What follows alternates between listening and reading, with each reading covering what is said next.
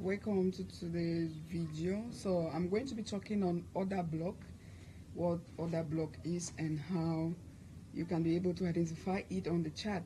So what is order block? So an order block is a specific price zone where large institutional traders have placed substantial buy or sell orders, which can actually result in high liquidity, right? So order block can be used to identify support or resistance levels, signaling potential entry or exit points.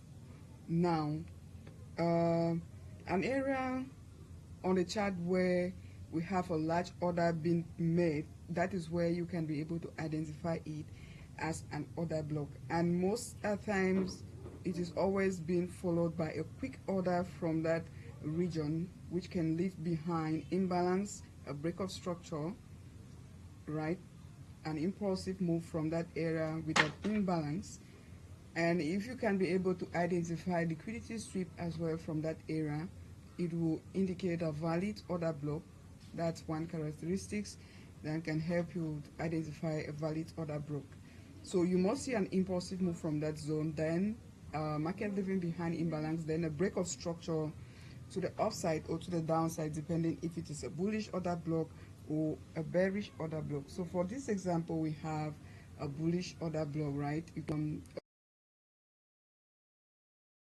a sweep of liquidity at this level. After prices swept liquidity, we had a change of character zone, which you wait for the market to retest into that zone to continue its bullish move.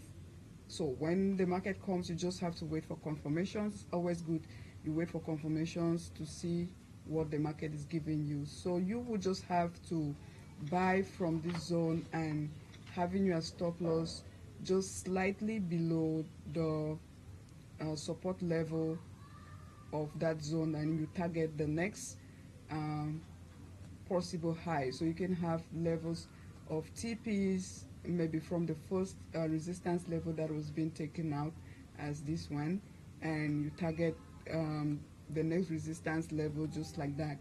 So you can have levels of TP, and you have this, you can have up to 3 TP levels depending on the areas of rejection. So this is actually what an order block is, because before you understand what a breaker block, you want to know what an order block is. In our next video, I will be explaining what a breaker block is and how you can also spot that in the market. So in a bearish scenario, vice versa, you're just going to have the opposite of this in a bearish move, right?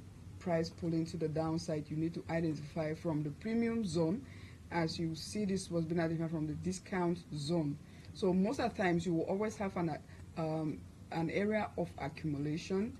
You can always have an area of accumulation where the market creates a series of higher highs, equal highs, and equal lows, and you have a break from that zone. So this indicates where we have large institutional orders being placed at this zone. So this is indicating an order block zone, and you just wait for the market to retest into that zone, then you continue to the upside. So this is how you can be able to identify an order block on the chart.